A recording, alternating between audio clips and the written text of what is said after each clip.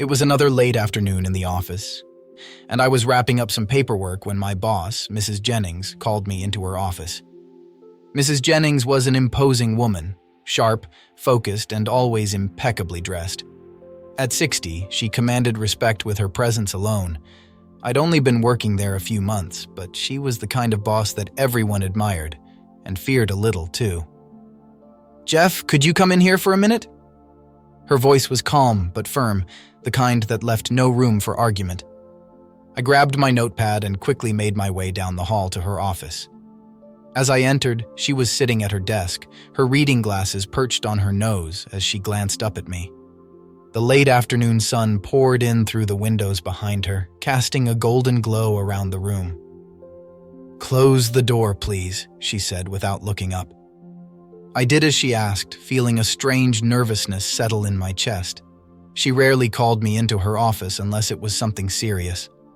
I wasn't sure what to expect. She gestured to the chair in front of her desk. "Sit down." I sat, my palms sweating slightly. Mrs. Jennings looked up from the paperwork she'd been studying, her sharp blue eyes locking onto mine. There was something different about the way she looked at me today, softer almost. "You've been doing good work around here, Jeff," she said, leaning back in her chair. "I've noticed." I let out a breath I didn't realize I'd been holding. "Thank you, Mrs. Jennings. I'm just trying to do my best." She smiled slightly, her gaze lingering on me for a moment longer than necessary. "I can see that." She stood up, walking slowly around the desk to stand beside me. I could feel her presence, her eyes never leaving me as she moved. "You know," she began, her voice lowering just a bit, "it's not often that someone your age shows the kind of dedication and focus that you have." Her hand rested on the edge of the desk behind me, leaning in just slightly. The scent of her perfume was subtle but intoxicating, and I couldn't help but feel my pulse quicken. "Thank you," I said again, my voice a little shaky. I wasn't sure where this was going, but the air between us had shifted, and I couldn't ignore it. Her fingers brushed lightly against my shoulder as she spoke again. "But there's more to success than just hard work, Jeff." Her touch lingered for a moment longer than it should have, and I felt a jolt of something I couldn't quite place. I swallowed hard, trying to keep my composure. "I understand." She leaned down slightly, her face closer to mine now, her eyes studying me intently. "Do you?" she asked softly, her hand trailing down my arm in a way that made my skin tingle. "There are other skills that are just as important. Knowing how to navigate certain situations." Her words hung in the air, and I felt my heart racing in my chest. I didn't know what to say, but I could feel the tension between us thickening with every passing second. Mrs. Jennings moved even closer, her lips just inches from my ear now. "You're a smart young man, Jeff. I think you know what I'm talking about." Before I could respond, her hand slid down to my knee, the heat from her touch searing through my pants. I froze, my mind spinning, unsure of how to react. This was my boss, someone I respected, admired, but the way she was touching me, the way she was looking at me, it was impossible to ignore. Her lips brushed against my ear as she whispered, "I can help you go far here, Jeff, if you want it." The offer hung in the air between us, heavy with implications.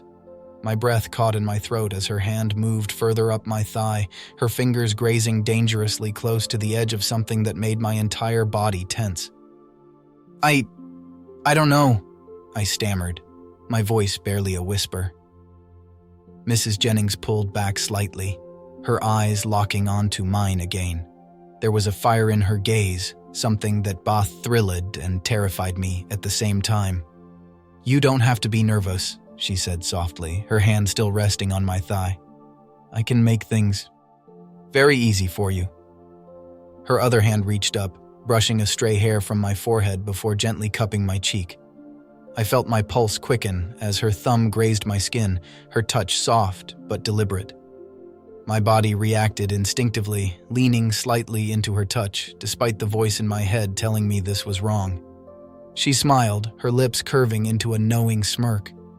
"That's it, Jeff," she murmured, her hand sliding further up my thigh. "Just relax." Before I knew what was happening, she leaned in and pressed her lips against mine. The kiss was soft at first, tentative, but there was a hunger behind it that caught me off guard.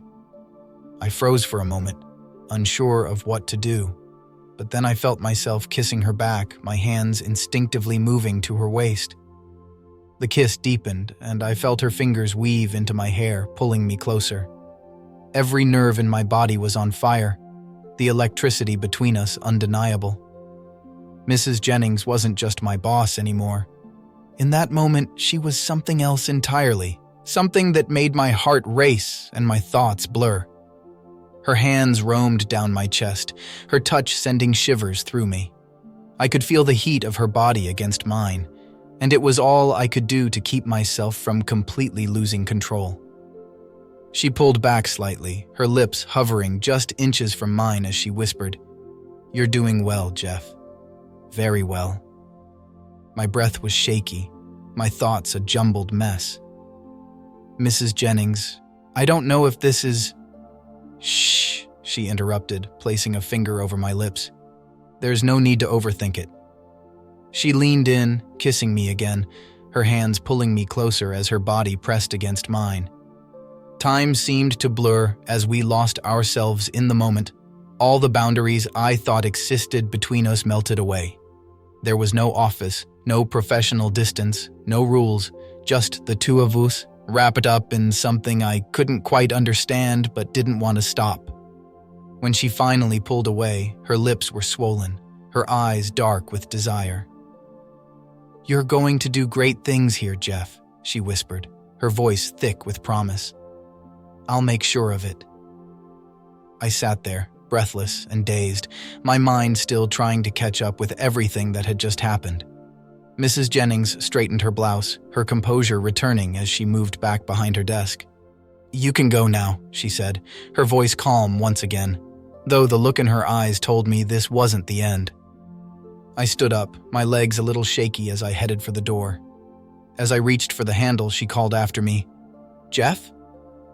I turned to look at her, my heart still racing. "Remember what we talked about," she said, a knowing smile playing on her lips. "You've got potential." I nodded, my throat dry before quickly leaving her office, my mind spinning with everything that had just transpired. I walked out of Mrs. Jennings' office, my head still spinning, trying to process everything that had just happened.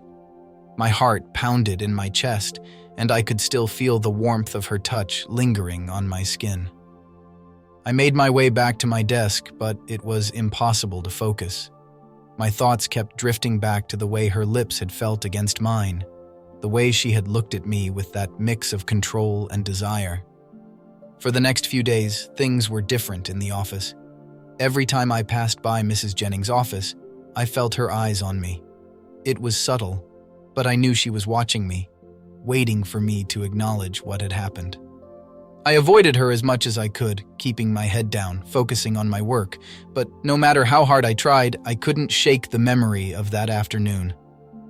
A week later, she called me back into her office. My stomach twisted with a mix of anticipation and anxiety as I made my way to her door. I knocked softly, and her voice called me in. "Jeff," she said, smiling warmly as I stepped inside. "Come in, close the door."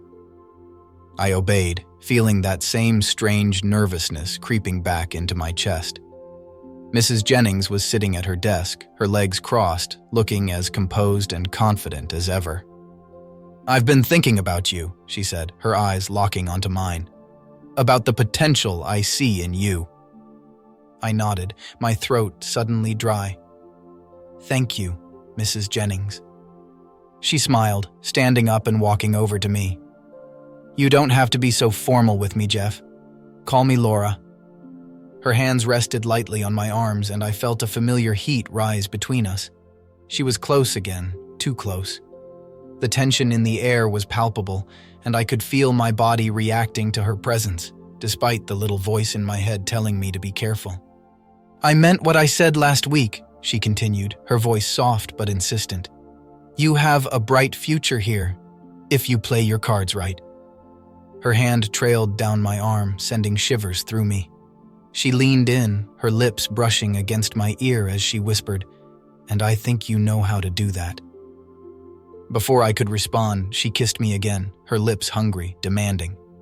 I tried to resist at first, but the pull was too strong.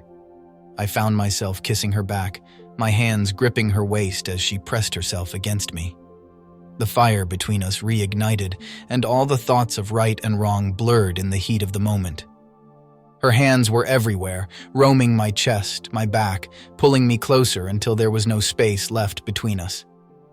She broke the kiss, her breathing heavy, her eyes dark with desire. "This is just the beginning, Jeff," she murmured, her hand resting on my cheek. "You and I, we could go so far together." I stood there, my mind racing, trying to process what she was saying. I knew what she was offering, an unspoken agreement that went far beyond the boundaries of professionalism. But even as my heart raced and my body reacted to her touch, a part of me knew this was a dangerous path. I need to think about it," I stammered, pulling back slightly, trying to regain some sense of control. Mrs. Jennings, or Laura, as she had asked me to call her, smiled softly, her hand still resting on my chest. "Take your time, Jeff, I'm not going anywhere." Her fingers traced a line down my chest before she stepped back, giving me some space. "I believe in you," she said, her voice soft but full of meaning. "When you're ready, you know where to find me." I nodded, swallowing hard as I turned and left her office. My heart was pounding, my mind a whirlwind of conflicting emotions. I knew I was playing with fire, but the pull of her offer, of her, was hard to ignore. For the next few days, I kept my distance, focusing on my work, trying to clear my head. But no matter how hard I tried, I couldn't shake the memory of her touch, her kiss, the promise in her words. Every time I saw her, whether in meetings or passing by her office, I felt the tension between us, like a live wire just waiting to spark. Then one afternoon, she called me into her office again. This time, I knew what was coming. I could feel it in the air as I walked down the hallway, my heart pounding in my chest. When I stepped inside, she was standing by the window, her back to me. She turned when she heard me enter, a slow smile spreading across her face. "Jeff," she said softly, her eyes locking onto mine. "I've been waiting for you." I didn't say anything, but I could feel the pull between us stronger than ever. She walked toward me, her movements slow and deliberate, until she was standing right in front of me, her hand resting lightly on my chest. "You've thought about what I said, haven't you?" she whispered, her lips just inches from mine. I nodded, unable to find the words.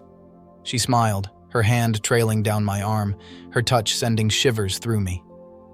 "Good," she murmured, leaning in to kiss me once more, sealing the unspoken agreement between us. From that moment on, everything changed. Laura and I became something more than just boss and employee, something that existed in the quiet corners of the office behind closed doors, in stolen moments where the lines between professional and personal blurred. It was exhilarating, dangerous, and completely consuming. But deep down, I knew that this was a game that couldn't last forever. The question was, how far would it go before everything came crashing down?